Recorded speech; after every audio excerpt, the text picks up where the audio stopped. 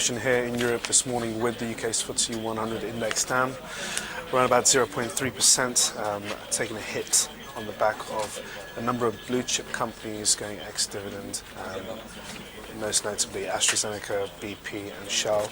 The Euro Stoxx 50 index, meanwhile, is trading on the flat line, and in the currency space the euro is regaining a bit of ground against the dollar. It's at 134, but still below the 135 level.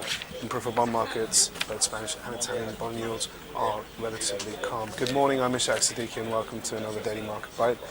Let's go through some of the big stories that are rocking the markets today. It's pretty quiet on the whole. Markets are awaiting a G-20 meeting later this week in Moscow, where leaders will meet to discuss a pretty hot topic now, currency wars, the topic of currency devaluations by a number of countries, most notably Japan, who have been continuing to weaken the yen to boost exports.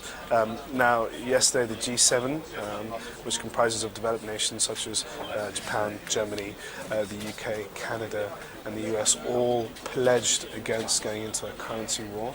That brought about some encouragement ahead of the G20 meeting, but markets are nonetheless very cautious on the whole, as the continuing rise in the euro being one of the reasons is tempering a lot of expectations of where the currency is going to go, and if central banks should leave the markets to decide the exchange rate, or if central banks should intervene and start pushing down currencies in order to keep exchange rates competitive.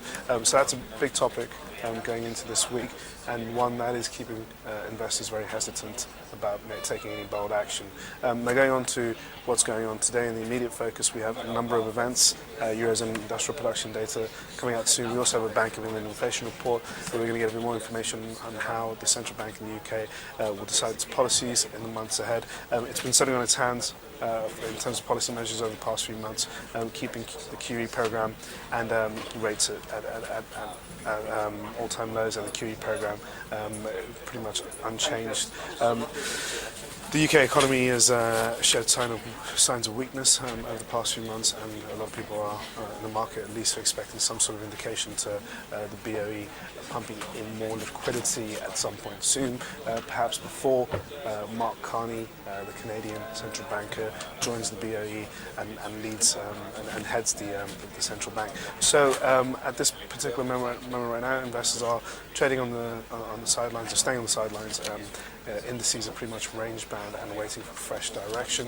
We're probably going to get that later on this afternoon after the Bank of England inflation report and the Eurozone industrial production data, as we have US retail sales, so a pretty good test to US consumer appetite. So that's going to be a big focus later on in this session. Anyway, that is all for your daily market bite. Tune in for another one tomorrow. Thanks for watching.